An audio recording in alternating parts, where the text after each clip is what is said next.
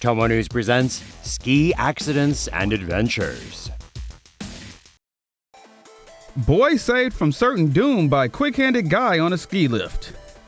Harrowing moments as a 9-year-old boy dangles precariously 20 feet above a ski slope after falling out of the ski lift. The boy was sitting with an adult male on the chairlift at Liberty Mountain Resort in Fairfield, Pennsylvania. Apparently, the boy was fidgeting around on the bench. The safety bar that goes over the laps of the occupants wasn't locked in the down position and the boy fell, but thanks to the man next to him was saved by a tight grip on his coat. Resort staff told the boy to shake his skis off and simply fall into the snow below, which was soft powder at that point. He only suffered minor leg injuries and was able to hobble home under his own power. So remember, next time you go skiing, please use the safety bar in the ski lift, especially when sitting with fidgety kids. Canadian authorities are on the search for this man, and here's why. This is Whistler Blackcomb, a ski resort in British Columbia, Canada. And this is their peak-to-peak gondola, which connects, well, two peaks. At its highest point, it's 1,430 feet above the ground. When it opened in 2008, this guy, Shane McConkey, a pro skier and base jumper, jumped off it. And in the spirit of McConkey, this video was posted to YouTube on February 11th. This gal and the jumper with the camera on his head got into this gondola, then pried open the doors, which apparently isn't that easy or cheap to fix. As you can see, they were pretty psyched. Then the guy climbed out and jumped.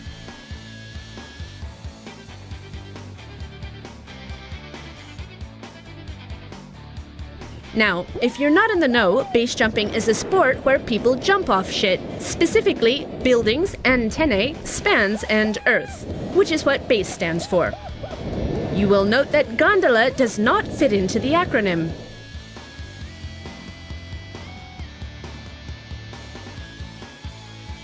Anyway, the guy landed and didn't die. Then he, or someone with access to the video, thought it would be really awesome to upload the video so the world, including law enforcement bodies, could see it. And if it wasn't clear before, it's illegal to jump out of gondolas at Whistler, and it's like even more illegal to jack up the doors so you can jump out. The gal in the video got found and was arrested. As of the making of this video, the jumper has yet to be located. Pro skier Angel Collinson survives 1,000-foot tumble. Angel Collinson is known for dropping jaws for her success on the slopes, but her tumble down Neacola Range in Alaska last spring made our jaws hit the floor. Watch as she navigates through the powder, making it look easy, but something happens when she hits a patch of icy snow. Collinson begins a tumble that would take her 1,000 feet downhill.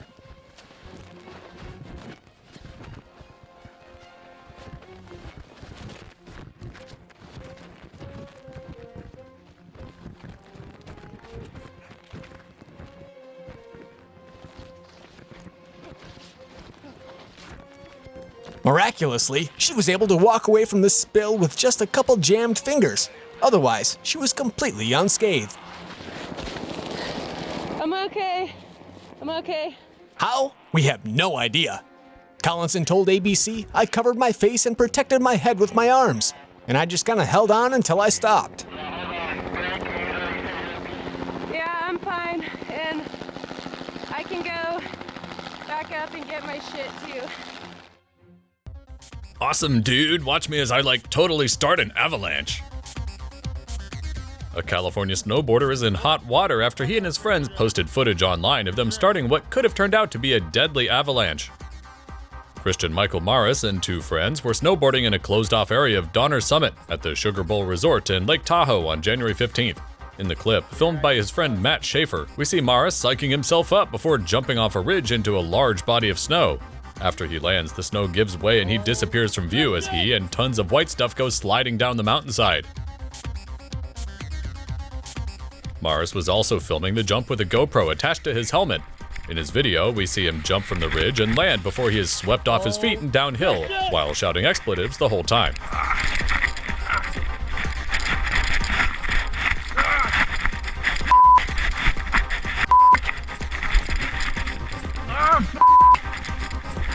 The camera is then enveloped in snow for a few seconds until he comes to a halt, before screaming with joy or possibly relief that he has survived the terrifying ordeal intact.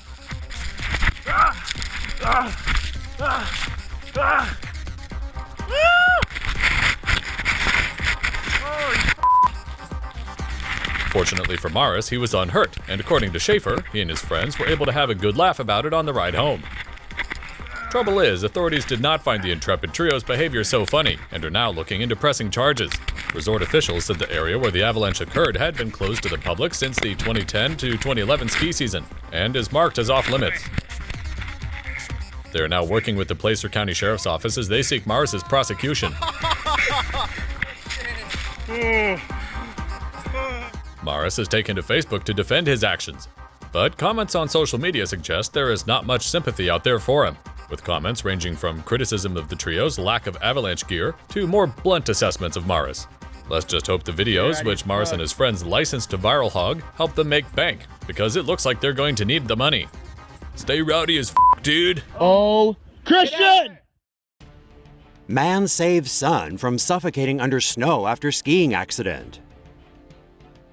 After capturing his son's near-death experience on the slopes, an Idaho man has come forward with a video, along with a warning to never ski alone.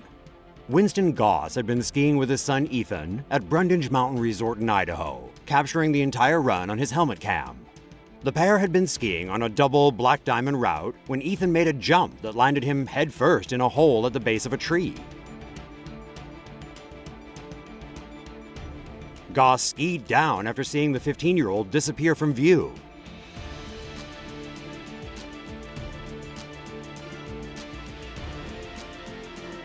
He followed the boy's muffled screams and found him half buried inside the tree well, slowly being suffocated by the deep snow.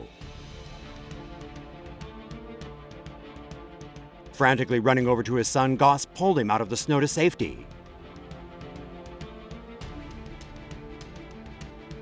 Ethan can be seen hyperventilating and gasping for breath afterward, but was otherwise uninjured.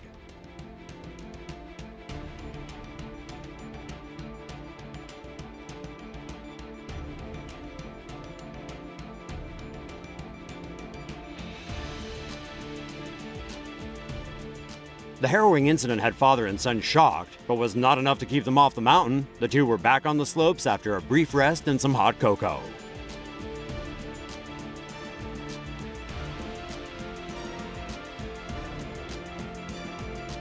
Phew! Avalanche in French Alps kills tourists near German Wings plane crash site. A group of skiers were swept away by an avalanche in the French Alps Wednesday afternoon. The incident happened at around 3 p.m., some 40 kilometers west of the Italian border, near France's Écrin National Park.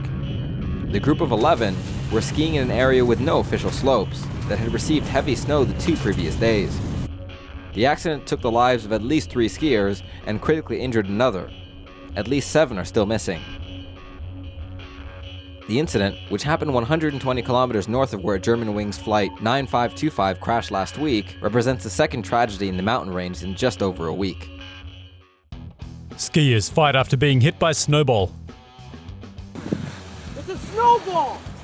These 2 men started a fight after one of them was hit by a snowball in Canada's Olympic Park ski hill in Alberta.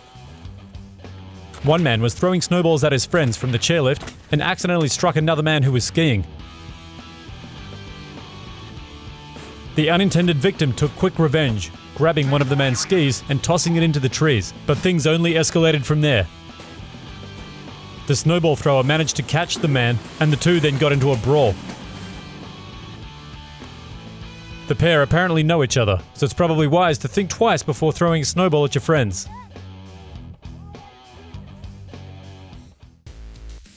Canadian skier swept up in avalanche survives unscathed. In late March, while out skiing the backcountry slopes of Revelstoke, Canada with his roommate, a man got caught in an avalanche. The heart-pounding tumble was recorded on his helmet-mounted camera as the man careened down the steep mountain under a pile of snow. He rode out the avalanche, which only lasted a few seconds, and reportedly survived without sustaining any serious bodily harm. Along with posting the video of himself getting caught in the avalanche, he wrote, "Pulled my shoulder slightly, lost a pole. Best worst case scenario for sure." Although he might downplay how close he came to death, he was one lucky ski bum. Tour bus rolls off hill in Japan, killing 14 and injuring 27 others. Officials are investigating a crash in central Japan that caused the deaths and injuries of dozens of tourists when their tour bus rolled off a mountain road. An overnight bus carrying a group of holidaymakers left Tokyo Thursday evening for a ski resort in northern Nagano Prefecture. The accident occurred on National Route 18 in Karuizawa early Friday morning, with the bus carrying 41 passengers, including 2 drivers.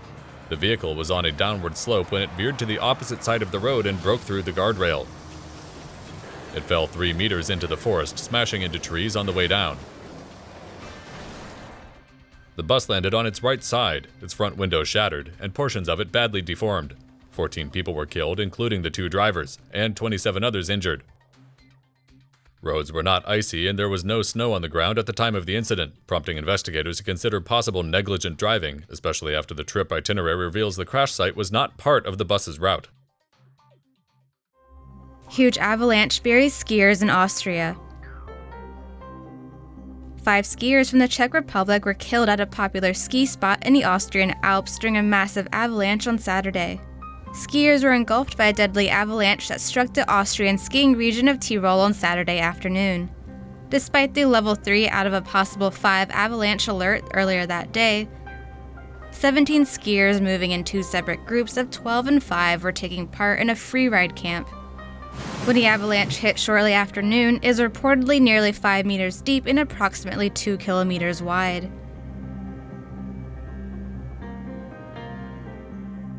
Helicopters and search dogs were deployed to rescue the survivors. Another 2 skiers suffered minor injuries while the remaining 10 survived unharmed. The BBC reports that the avalanche was one of 19 avalanches reported in Tyrol on Saturday. Teacher facing manslaughter charges after ski trip with students turns deadly. A teacher who led a group of students skiing on a closed slope in France before an avalanche killed 2 of them is facing charges of involuntary manslaughter.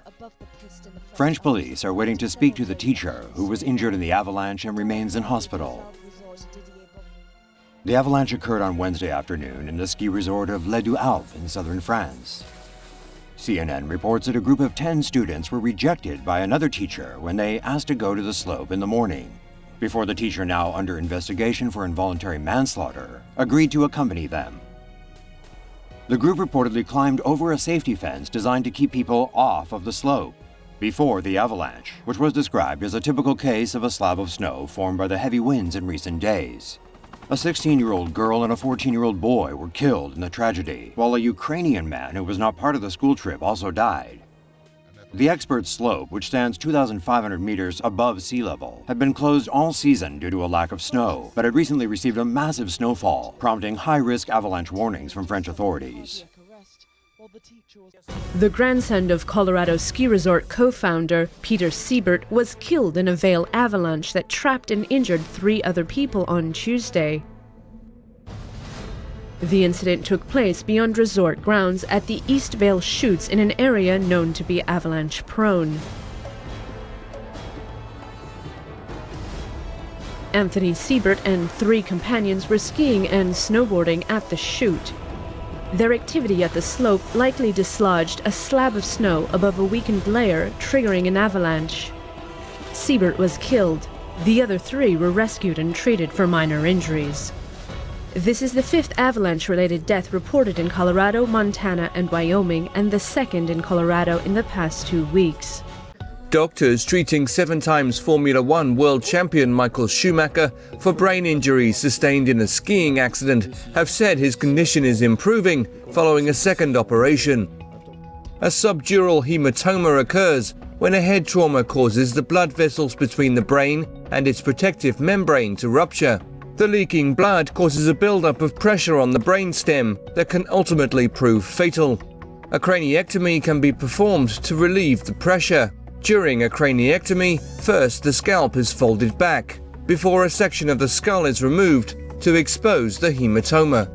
Then suction is used to evacuate the buildup of blood. before the skull is replaced and the skin closed with staples.